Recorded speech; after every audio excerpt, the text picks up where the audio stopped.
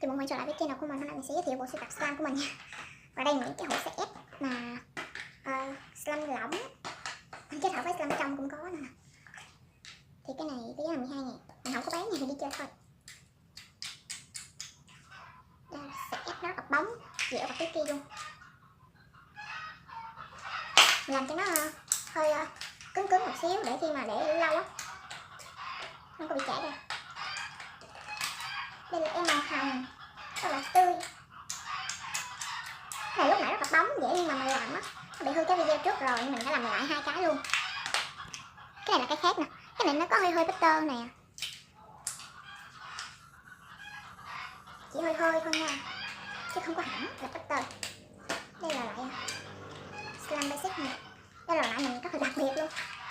Đây là một loại slime basic kết hợp với slime trong, thì trong đây đa số là slime trong nhiều hơn slime basic nên bây giờ nó rất là cứng bở luôn, mình không biết làm sao nữa. Nhưng mà mình rất là thích cái chất này luôn, nó dẻo nó là cực kỳ giả, thì rất là bóng luôn nha. Slime basic này có rất là nhiều loại nhỏ luôn. Tiếp theo là slime bự. Slime này thì rất là to.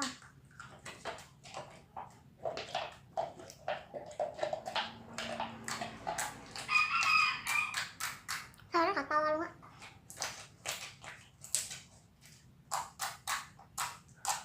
Này có một loại nhỏ, có một loại bự nha. Có loại nhỏ, có loại bự luôn. Đây là loại bự với cái cham Doraemon ở dưới em. Mình lấy ra một ít thôi. Cái chất này cũng giống cái chất hồi nãy. Đây cái cham Doraemon nằm ở dưới luôn.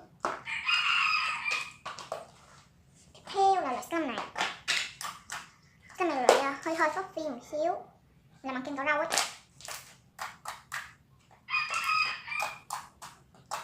Rất là có vài cái kim tuyến đen màu nhỏ.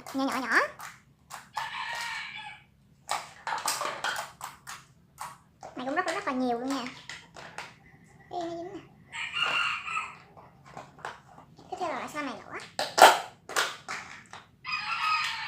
Cái này là cực kỳ bóng luôn nha, rất bóng luôn.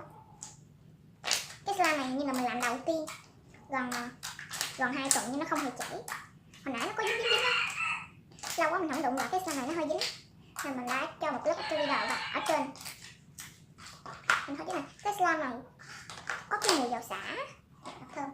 Slime này cũng vậy, cũng là một chất basic, mình không có thích trộn màu á,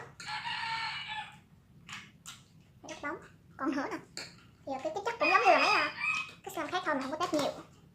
Thế là mấy loại slime trong, cái này là từ bộ kit á, mình có làm một kit. Đây là slime hơi trong, mình mới để có hồi tối nó không có trong,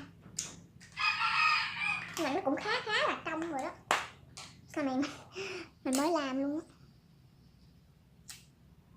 nhưng mà mình cố gắng để như vậy là được rồi á, chứ mình ngứa tay ngứa chân thì để slime trong. Này thì cũng trong lắm luôn á.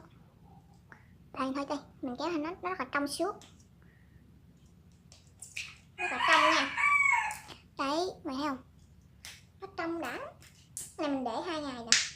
Trời ơi, để bây giờ mới được chơi. Mà nó đục lại chén. Mình biếu để nữa. Bây giờ thì nó lại hết trong. Cái slime này trong nhất trong các loại slime lúc nãy luôn. Này mày thấy không? Bây giờ quay clip mình mới dám chơi. Cái này mình cũng để 2 ngày nhưng mà lúc mình khuấy á, mình không có khuấy đều nên nó không có lên bọt dữ. Nên là để 2 ngày là nó trong như vậy đó. Rất là đá luôn. Mình làm slime lỏng nhiều hơn là slime đặc luôn.